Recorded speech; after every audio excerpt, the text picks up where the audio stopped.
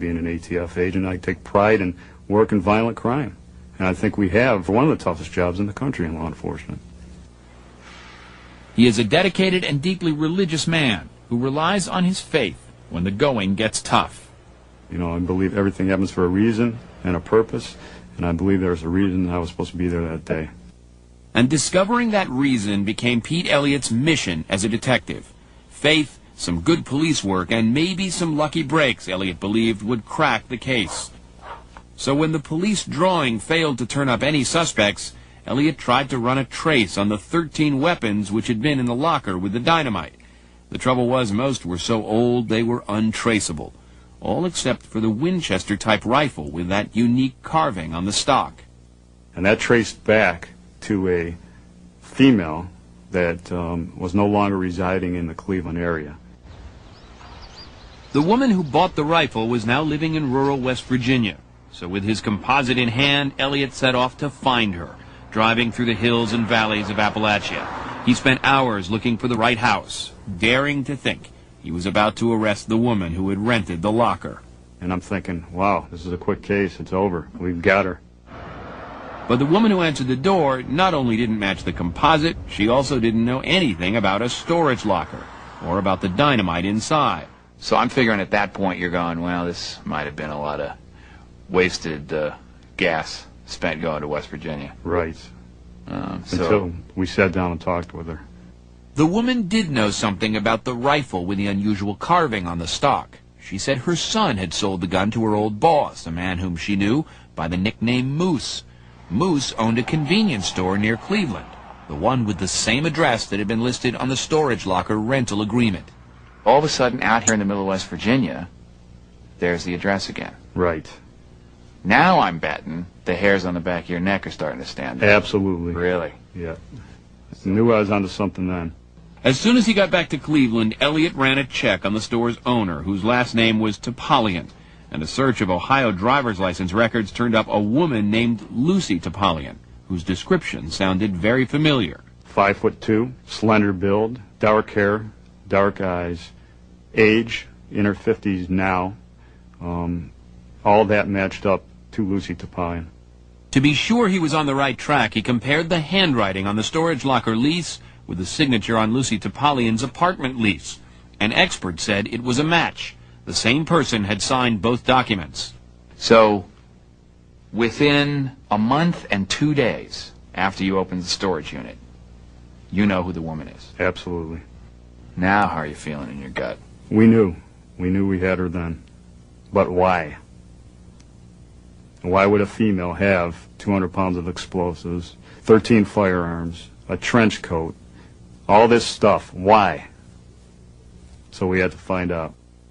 By October of 1996, just a month after a deadly mystery nearly exploded in the town of Bedford, Ohio, Pete Elliott thought he'd solved it.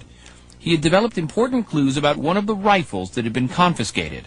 And armed with a composite, he and Detective Tim Alexiak went to the suburban Cleveland apartment of Lucy Topolian, the woman they believed had rented the storage locker. It was a tense moment.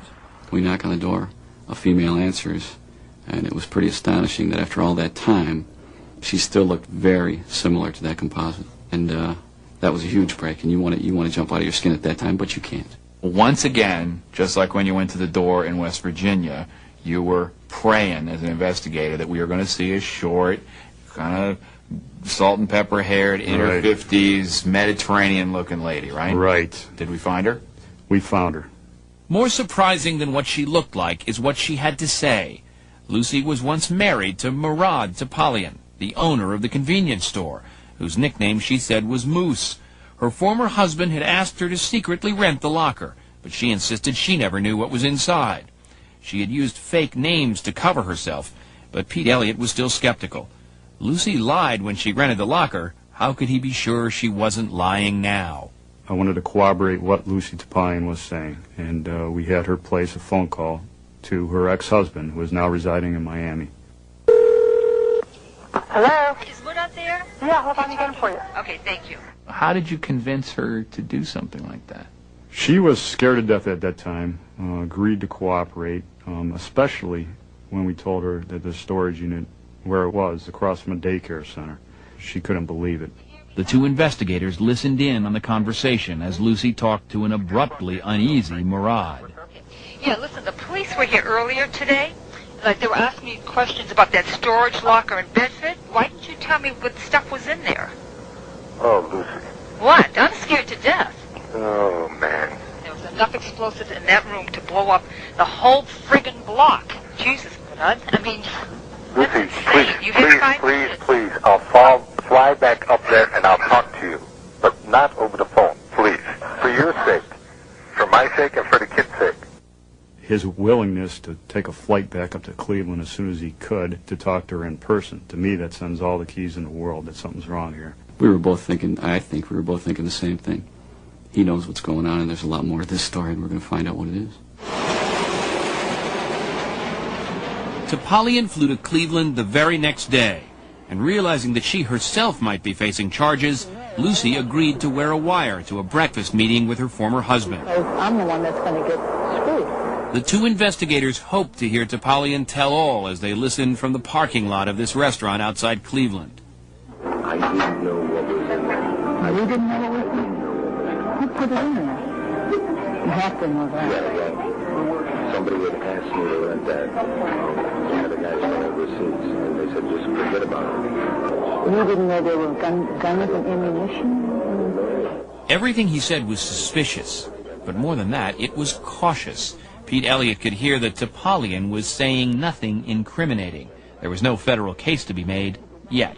We didn't have any concrete evidence that he was the one responsible for the inside contents of that storage unit. So we had a big hurdle to go over. As the conversation inside the restaurant went on, the two investigators heard tantalizing hints that this Murad Topalian had a mysterious sideline and previous brushes with the feds.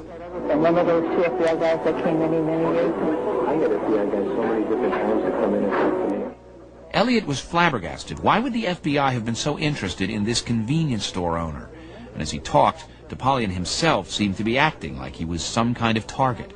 They're going to go after you. They're using you to get me. Why would they want to get you? Because I'm the head of the Armenian National Committee. The Armenian National Committee. The two listening investigators drew a blank. I had no idea where Armenia was, to be honest. I didn't know anything about Armenia at that point.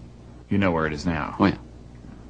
The investigators were now entering uncharted waters. The door to that storage locker full of explosives had suddenly opened onto a world of twisted global politics.